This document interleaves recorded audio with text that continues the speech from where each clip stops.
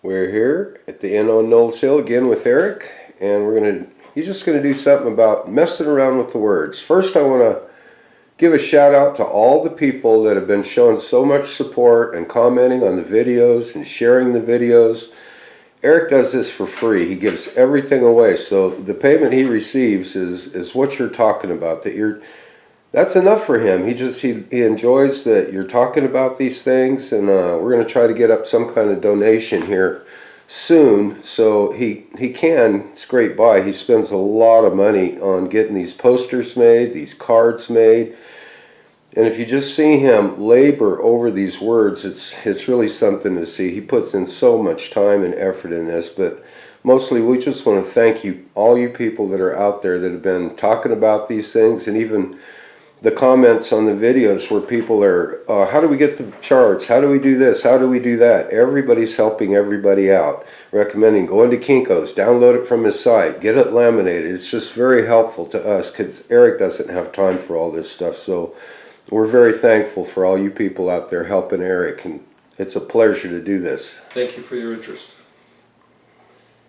I also want to make a comment. We did a video up in Montana, and I was showing the map, the treasure map, and I apologize, there was a mistake. Somebody had told me that there was 22 vertebrae in the human backbone, and it laid out 7, 11, and 4, though when I was talking about it, I had said 7, 11, and 5, and that was an error, which I was going to apologize for, and then just today somebody says, no, you're completely wrong, there's actually 33 vertebrae. It's like, oh gosh.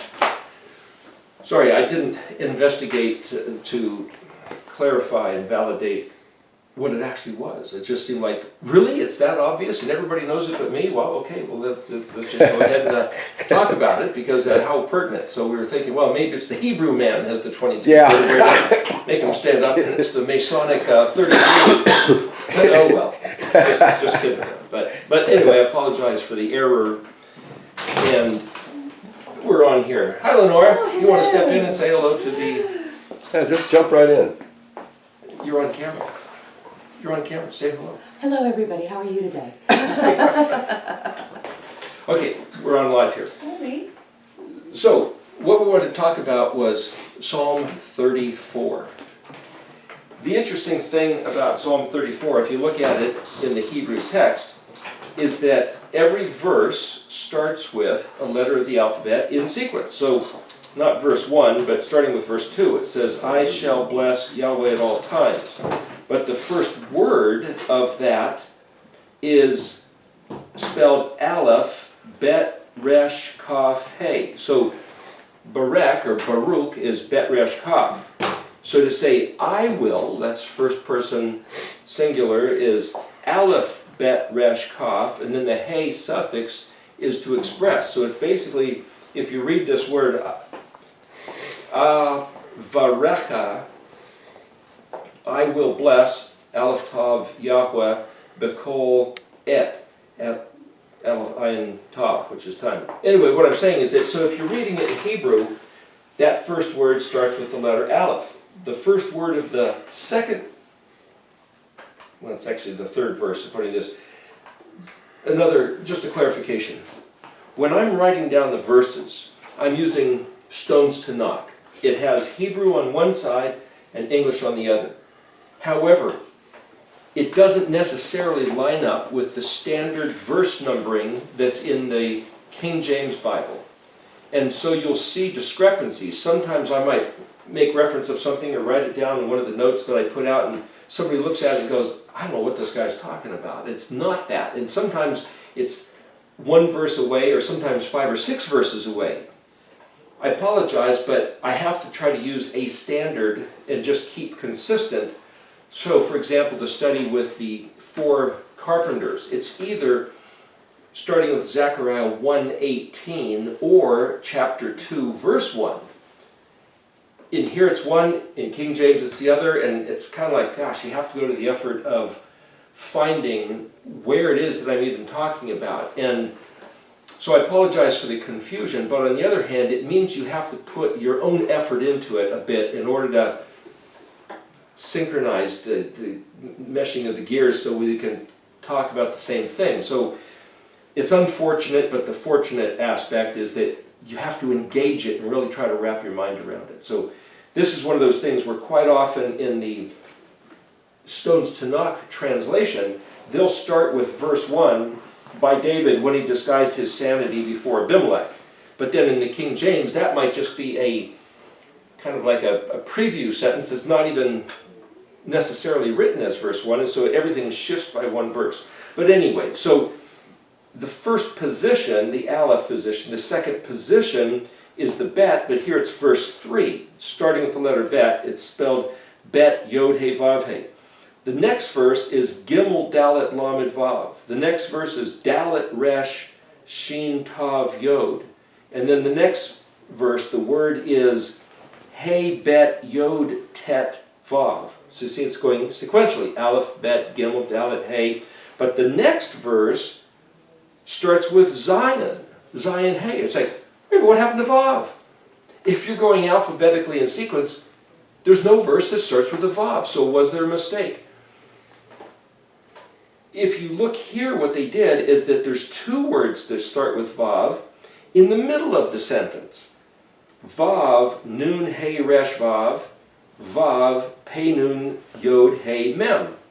So what I'm saying is that even though the idea is that each verse starts with the next letter, here at this one spot, at the letter Vav, there is not a verse that starts with the letter. Now, did somebody make a mistake and not put a verse number in here? I don't know. There's one other place in the Psalm where, I guess it's the King James or some different transcripts, actually, where they did this thing with each letter. I believe it was the Psalmic they left out, or the Nun. You would never know that unless you're looking at the Hebrew. But if you're looking at the Hebrew and you realize they left out one of the letters, it's like, where'd it go? Who could just drop a verse out? And somebody found it in another codex, meaning that you've got, there's something called the Codex Vaticanus and Codex Sinaiticus and the Aleppo Codex. In other words, a codex is what they call an authoritative text written in a language from hundreds of years ago that they use as a source text from which to then translate or transcribe, copy, and put into the modern version. And if somebody has a codex with it missing, and they're accurately copying, then you'll end up with a modern translation, modern version, missing a certain verse. And then somebody else will say, wait a minute, there's this other codex from thousands of miles away or hundreds of years different that has that verse. And somebody could say, well, that's not in my Bible. It's like, is it legitimate or not? Well, why would he write something that's coded to the alphabetic letter sequence and leave out a verse? It doesn't make any sense. So it seems like a legitimate thing that when you find a codex or find a translation that puts the verse back in, go ahead and grab it and put in. So that's where you sit there and say, well, there's this whole concept that says the scriptures are inerrant, infallible. But why is it missing a verse? I don't know, but what I'm saying is it makes you question that whether what we have, present tense, is as infallible as we'd like to think. But I certainly trust the original scriptures to be inerrant and infallible. But Moses wrote them. His name in Hebrew, Moshe. Is the book of Enoch infallible? All we have is a translation. What were the original scripts? What about the book of Yasher? Or Yovelim, Jubilees and Jasher, as they call it, Jasher. Even Maccabees. Maccabees. Prayers for the dead in there. Huh? Prayers for the dead in Prayers Maccabees. for the dead. So the people that put together, compiled the 66 books of the Bible, left certain books out. Aleph-tav Sefer, that publisher, has put those books back in. And some people might well ask, are those books authoritative, authentic, trustworthy? I don't know. It's an interesting read, but so's Huckleberry Finn by Mark Twain. That's a very interesting read. I don't know what to make of it. We're just presenting information for your regard. The burden of the study, the burden of the significance of the study is left on your own shoulders. But I'm just trying to show you something interesting here in Psalms 34. And what I'm getting at is that the way it's written in Hebrew is that it says by David. Okay, so David, we're assuming, wrote this. When I say we're assuming is because the exact same phrase that says by David is spelled lamed dalet vav dalet. Now the word dalet vav dalet is David, Daud, or Dawid, but there's no yod. Sometimes his name is spelled dalet vav yod dalet. Which is the correct spelling? Maybe there's two ways to, like the word John, is it Jon or John? But what is the meaning of this letter lamed as a prefix? The letter lamed as a prefix can mean that it's by David, so David wrote this, but it can mean that it's for David, meaning somebody else wrote it regarding him, and it can mean the word unto, or in reference to, or regarding. So that it might just be this, somebody wrote this not necessarily for him, but about him. And in Hebrew, it's the same exact one-letter prefix reference. They do the same thing with the letter mem as a prefix, or the letter bet with a prefix. It can mean half a dozen different things, and that's why you get different translations, because even the professional translators disagree with each other.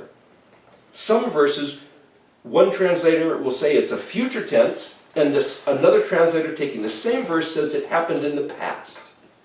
And so we read it and go, what am I supposed to do with this? Is this history, or is this telling me something to expect that's forthcoming? You'll have to decide for yourself. You can't trust me or any other translator to be accurate. I don't know. We're just reading the words and taking them at face value. So, the significance of that, though, is that the most accurate way to translate is see for yourself the meaning of the letters. So if it's lamed dalet vav dalet, and it means concerning or regarding David, okay. Was it about him or for him? Maybe it doesn't matter. It might have been by him, so I'll just take that into consideration, that David was a wordsmith. David liked messing around with the words. He was familiar with the Hebrew aleph-bet. He was very familiar with the Torah, and he was familiar with what the teachings meant, such that his heart was so knit with Yahuwah that Yahweh called him basically his best friend, right? Man after his own heart. So, even considering that the word David, dalet vav dalet, Dawid, can also be pronounced dode, as in Dodi, or dude, like, yo, dude. Same word. It's also the word for uncle. It's also where we get the word dad, beloved. So in Song of Solomon, chapter 6, verse 2, where it says, Ani le dodi, ve dodi li, I am my beloved's and my beloved is mine. That word beloved is David. So when Yahweh spoke, when the Father's voice, when Yeshua was being baptized, that said, this is my beloved Son, in whom I'm well pleased. My beloved is Dodi, and son is Ben. So he actually, the sound you would have heard is him saying, this is Ben David. Ben David means my beloved son. So it's just an interesting thing that Hebrew words can be heard different ways of different meanings, yet they're all the same words. I'm just trying to explain how the language works here a bit. So here, if we start reading in Psalms 34, the first verse, starting with the aleph, I shall bless Yahweh at all times, always shall his praise be in my mouth. Now I'm reading the English translation. The second verse, in Yahuwah does my soul glory. May humble ones hear and be glad. The third verse, declare the greatness of Yahweh with me. Let us exalt his name together. Okay, now I could go through all the verses and say these are what the verses say, but wait a minute. There's something else going on, and that's what we're going to look at. What we're going to look at is that there's 22 words highlighted. The first word that starts with the aleph is spelled aleph-bet resh kaf hey, and it means I will be blessed, or I shall bless. I shall express a blessing. The second word, bet yod vav hey, means in Yahweh, or accordingly, is bet hey. It's spelled bet yod hey vav hey. Yod hey vav hey means you causes it to exist. So you're saying, according as Yahweh has made it exist.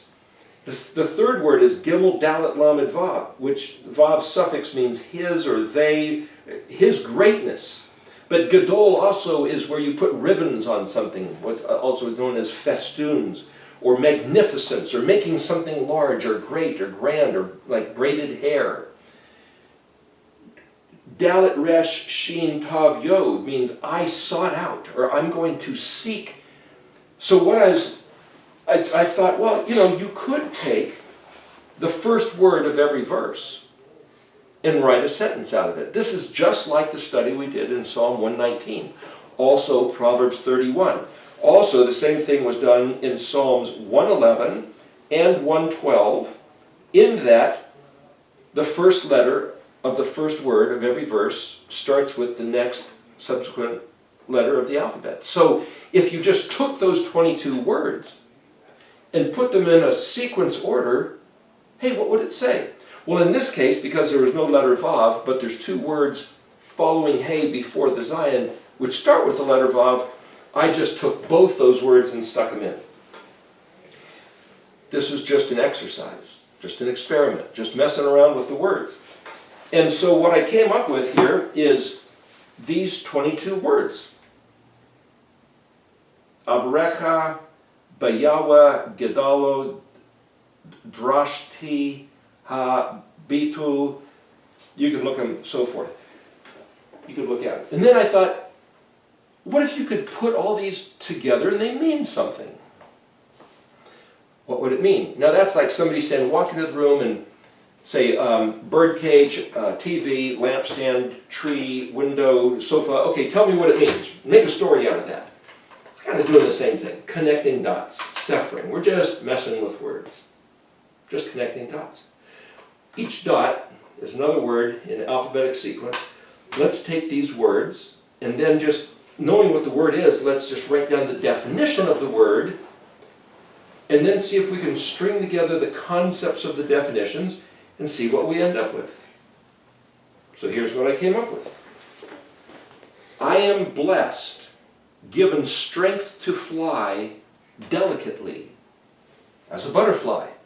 Now that's just in the first word. Well, I said it means I shall bless, but where did I come up with all this other stuff?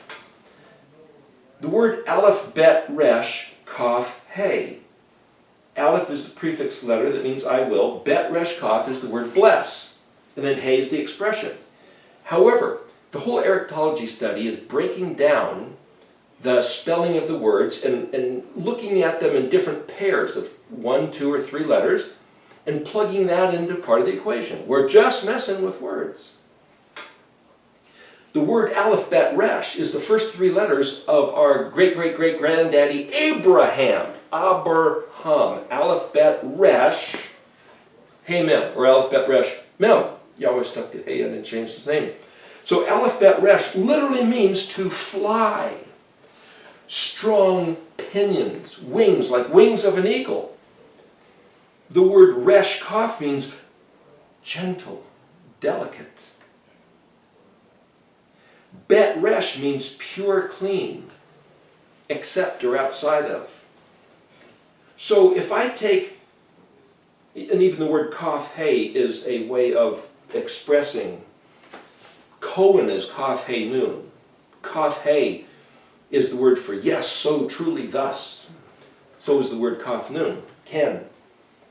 So to say something is true and valid and strong and trustworthy, and yet it's I will bless or be blessed because I've been given strength to fly like an eagle, strong. But the word for resh kaf means delicate, soft, gentle. Oh, so what comes to my mind is a butterfly. To fly with strength delicately. Those butterflies, man, you see those guys take such fragile little wings, and yet they dance with such colors and paired off with each other, and it's a beautiful thing to see. So as I'm looking at this, I put in with my subjective imagination as a butterfly. The word butterfly is par. And just for what it's worth, Rebecca Hascheider has done similar studies with this. And some of those are available on the internet. We asked her if it would be okay to show a little bit of what she has done. She recently did the same thing with Proverbs 31. And then she turned it into a little 3-minute video. So as soon as I go through this thing with Psalms 34, I'll show you her video. Hope that's okay, Rebecca. Do this little video that she did of Proverbs 31. With that, in Proverbs 31, they did the same thing. I believe Solomon wrote the Proverbs. Just generally, other people might have written some of the Proverbs too. But what I'm saying is, the first verse starts off with the letter aleph, ashach, ahil, victorious valor, woman of valor.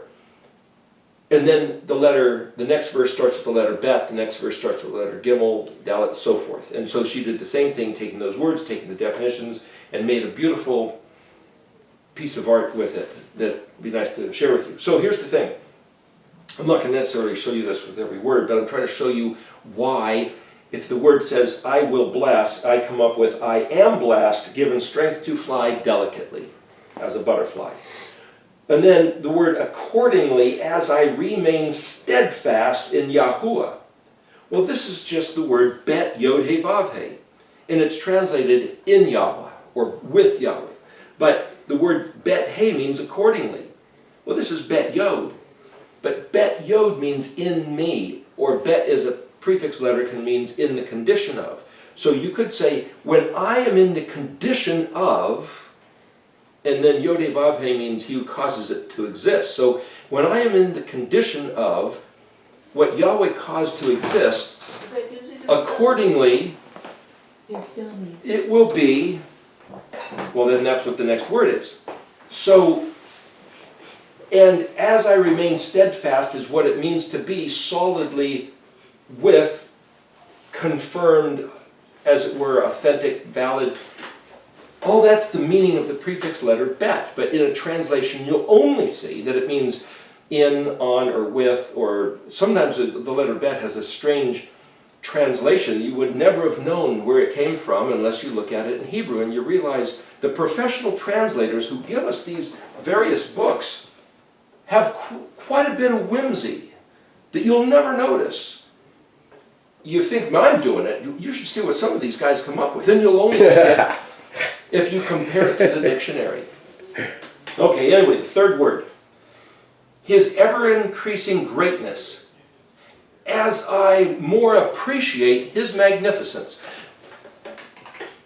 That's the word for festooned and braided and magnificent, triumphant, spectacular, ceremonial. I might sit there and say, do you believe in God?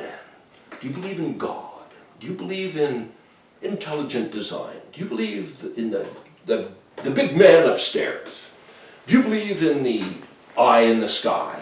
Do you believe in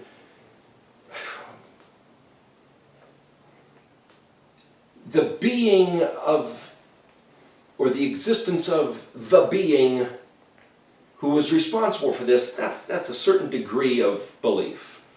The being of the being. But to appreciate the detail of the magnificence of the one who told us his name is Yahuwah, Yod He Vav He, otherwise known as Ehyeh, Aleph He Yod He, who gave us these 7 Moedim, who gave us the Yom HaShabbat to celebrate the day that he rested after he made this entire universe in 6 days and rested on the 7th. The one who sent some projection of his being in human form. I don't believe in that. It's like, listen, whether you believe it or not, that he could do whatever he wants, and if he pulled that off, the guy's spectacular. He's magnificent. Look at the details of bugs and leaves and water and sky and seasons and years, and it's like, wow. To appreciate his magnificence takes a developing personal consciousness. To just believe in God, to believe in the eye in the sky, is pretty minimal. And it's only up to you to develop the ability to appreciate it by your own efforts to mess with your own head. We just had breakfast here.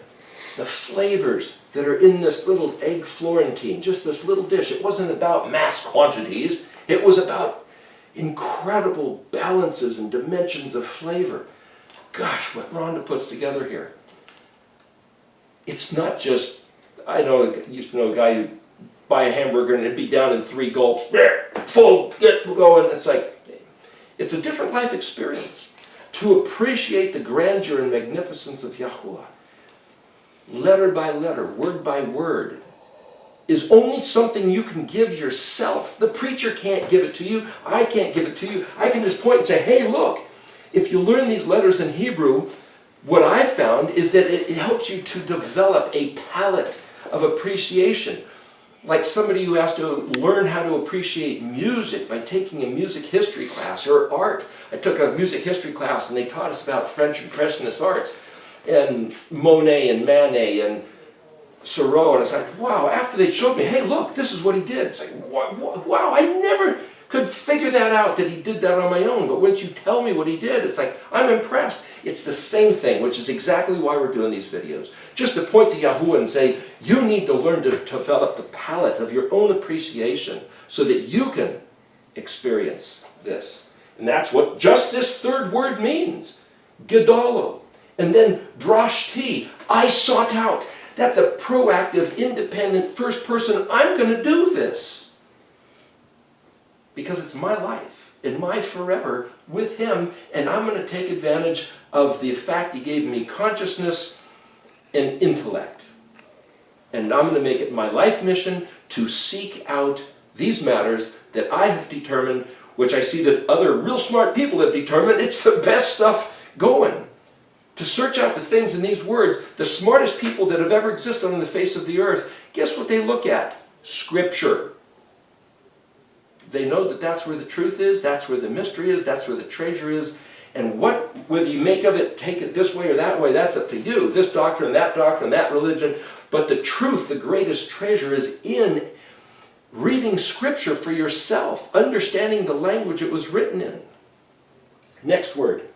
I sought out the visual utterance. Visual utterance? Utterance is speaking. Visual is pictures. Bingo! Connect the dots. It's paleo-Hebrew. Paleo-Hebrew is the pictures of the letters that he uttered. So to me, I take these two concepts of pictorial pronouncing as the visual as articulated, and realize the subject matter here is the paleo-Hebrew aleph-bet study. I'm making that connection. And then this phrase basically says, and those who looked, contemplating the pronouncing. And those who looked, such as you, and Rebecca, and various other people. People who have also, with camaraderie with this study, decided, hey, I think there's something valid there. Hey, guess what I saw? Oh, hey, look, I've been looking at it, and pull this out and share it with one another. This whole thing is a group effort. It's not me being some kind of guru or some kind of leader. I'm just going, hey, look, and other people say, yeah, I see it too, and hey, look what I found. Which is exactly what this word means. Hey, bet, yod, tet, vav. The next word, vav, nun, hey, resh, vav, and then the vav, pei, nun, yod, hey, mem. Nun, hey, resh, nahar, is where you get the word become radiant, shining, beaming, flowing, or evident. And then va, peneham, which would be and their faces, or the expression on one's face. So what I came up with here, and it became as evident as daylight. When you start looking at the Paleo-Hebrew, the meaning of these letters as written in the original text, suddenly it becomes as evident as daylight. It's not that I'm inventing a bunch of stupid stuff. I'm just saying what's clearly there. Radiant, shining, beaming, flowing. Next word. And those who beheld it, their faces. This.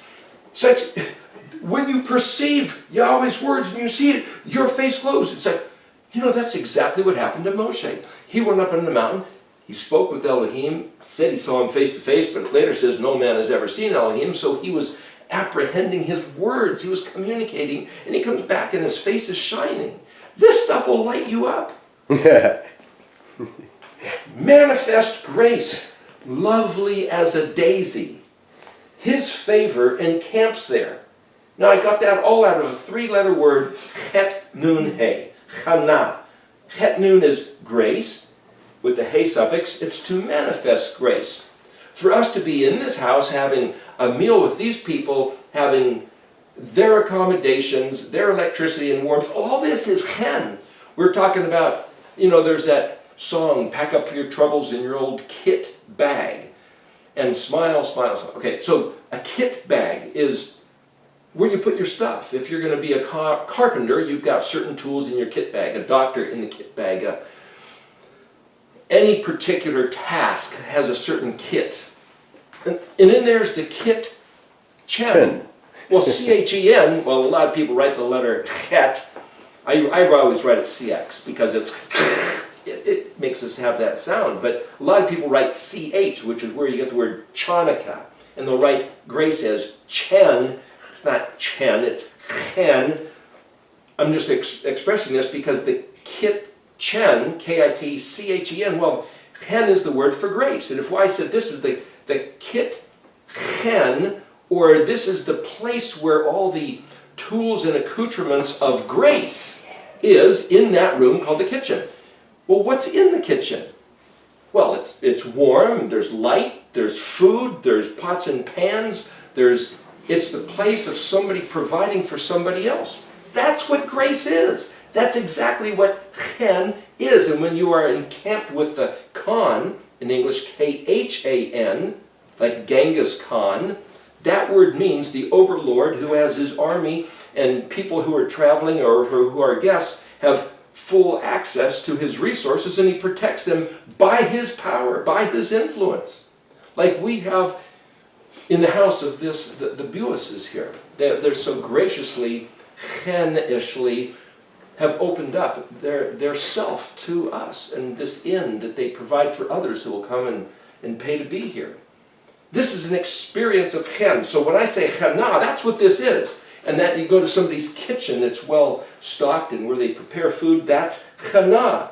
Manifest grace, lovely encampment, favor enjoined there. And why I say lovely as a daisy, because the word chaneni is the word for daisy. And it literally is where we get the word for charming, graceful, and even coquettish. Has to do with the root of this word chen and derivatives of it. The next word, tet, ayin, mem, vav. Palatable tastiness. Back to the kitchen of the chen concept. He allowed us to perceive the full measure of being his people. Because ayin, mem is the word for people. The word vav means his, and then this word tet, ayin, mem has to do with to taste and be given to perceive by contemplating. And so what I said a few minutes ago, where we're sitting here saying, we each need to develop for ourselves a palette of appreciating the details of what's in these words, like savoring a carefully prepared meal. And to just eat it in 3 gulps and be done with it is like, you just missed it. You just robbed yourself of the appreciation. It's like an orchestra who's got a fine written piece of music, they've taken years to practice, now they're going to put it on performance display, and somebody sneaks in and gets a recording and puts it on a transistor radio, and you hear, it's like, that's so great about this. It's like, you just lost everything because you didn't hear it as it was meant to be appreciated. The point is, everything in the original Hebrew is how Yahuwah expressed it for us to appreciate it. And it has to do with his grace manifest, and that he will give us the palate to appreciate it, like tasting it by pondering and contemplating. But you have to put the effort yourself to do it. Yeah. He who sees it fears Yahuwah with great reverence. The same word for see is fear, is reverence. Resh aleph hey. So once you see this stuff, it's like, well, what good is it going to do to me, for me? How's it going to modify anything in my mind or my heart to look at the Hebrew? You'll see Yahuwah with great reverence and give him the regard of his magnificence and majesty. The magnitude just increases as you see what's in these words, which is what it said earlier too. The next word, it was all lost, void, denied, ravaged by atheist lions, chewed apart. The fact that we had no access to these words for centuries because our forefathers didn't want it. It was taken away. 2,730-year curse. As of 2010, woohoo! We have access to these words again, which is why we're making these videos. And if you want to listen to some, hey, hi, Michael Brown. I hope you appreciate this. If you want to listen to somebody who says there's nothing in these words, that all the value of the pictographs have been eradicated, hey, Miles Jones, when Yahweh wrote with his finger on the tables of stone, it's your loss. You can believe them if you choose. No problem. Yet it remains exactly the same as it was presented to you as children. What does that mean? My mind goes, what's presented to us as children? A, B, C, D, E, F, G. Aleph-bet, Gimel, Dalet, He, Vav, Zayin, Chet, Tet, Yod, Kaf, Lamed, Mem, Nun, Samek, Ayin, Pei, Zadi, Kuf, Resh, Shin, Tav. It's just as simple as the ABCs. Each letter is a little window, a facial expression. Each letter is a portal that if you look into, it's Yahuwah's face with an expression. Do you see it? Who is the man to perceive its integrity, the truth of what these matters are? Keep the secret, guarded from danger, the watchman over the tender sprout. The chastening punishment is ended. 2,730-year curse. Remove the leaven, reveal the original character. It sounds to me like these words are talking about paleo-Hebrew, and yet this is something that David wrote 3,500 years ago, letter by letter. I'm just reading the first word of every verse in Psalms 34, and it looks like he's talking about this stuff we're doing right now in this very study. To my eyes, as I see it. That's what the word says here. In my evaluation, I arrange it so. That's exactly what the word Erictology means. I see this, I arrange it a certain way. My name happens to be Eric, but it's Erictology. With the Hebrew word, Einberskaf. When they are assembled.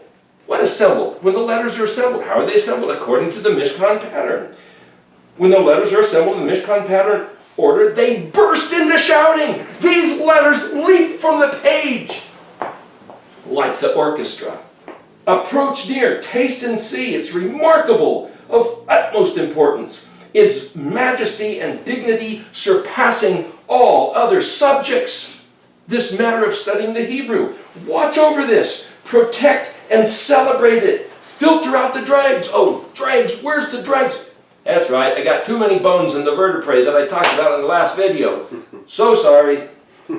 Innocent of personal agenda. I'm not trying to run anything here or promote anything about myself. The word Eric, as in Erictology, is Ayin Resh Kaf. And it means, wow, I found it. And it means to put things in order and row, to appreciate that which was never able to be appreciated because it was buried in the dirt, the dust of the past, like the video we did about Isaiah 29. Unblemished, harmless, it's life or death. And then the last phrase in this chapter, seek refuge in Yahweh and set free or release the redemption. Release the redemption. Yeshua came to redeem us. Yahweh claimed that he himself is the Redeemer, Deliverer, and Savior of Israel. What does it mean to release or set it free? It means declare it. Don't let it be trapped in cloistered halls of academia or behind sacred doctrines. It's like, hey, shouldn't the world know about this? Back to you, Terry. Well, I wasn't ready for all that, Eric. That was pretty passionate, brother. I really enjoyed that. Let's play a little clip of what she did. This is really good. I really enjoyed her video there. She's quite the artist. Who is that, Terry? Remember the video we just watched? Rebecca. Okay, can you zero in on this? Yeah. Hope you can get that. Well, hold it still.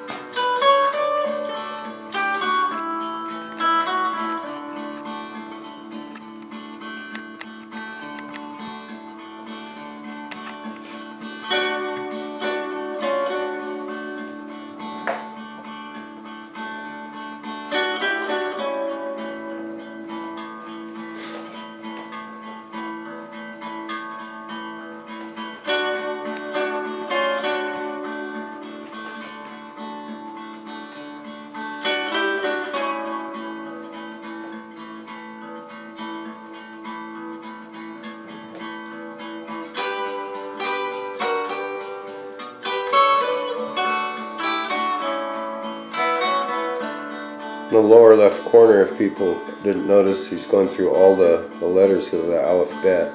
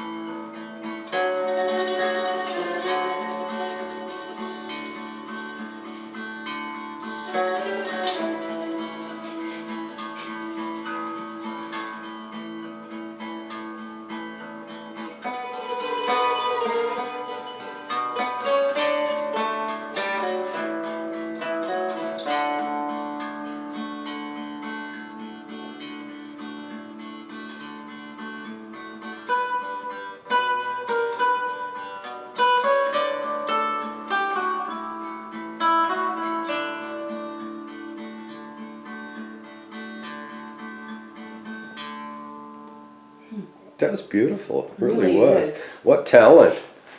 We appreciate that. Thank you, Rebecca. Yeah, thank you so much. Eric, we appreciate you too. You make studying so much fun. I've never had so much fun doing studies Just in for my what's life. worth, Rebecca and Sally and Karen were putting together this thing called the Paleo Girls, where they were going to put together different studies. And I'm not sure what more they've done, but this is something that Rebecca just did, I believe, over this last weekend. And That's she sent amazing. something out that was written, so she could send you a written analysis of Proverbs 31. And I said, I wrote back and I said, the problem is to see it on paper. It's just, this is too beautiful to be written on paper. It needs some pictures of the archetypal, the quintessential woman of valor. And she put together this video which expresses that. To be a woman is a sacred thing. She Hallelujah. captured that. Hallelujah. Again, thanks, Eric, and everybody that's commenting and out there in the video world on YouTube and everything. We appreciate your comments. We appreciate your shares. And your comments it's just great. We really appreciate it, and we thank you all. Shalom, everybody. Shalom. Thank you.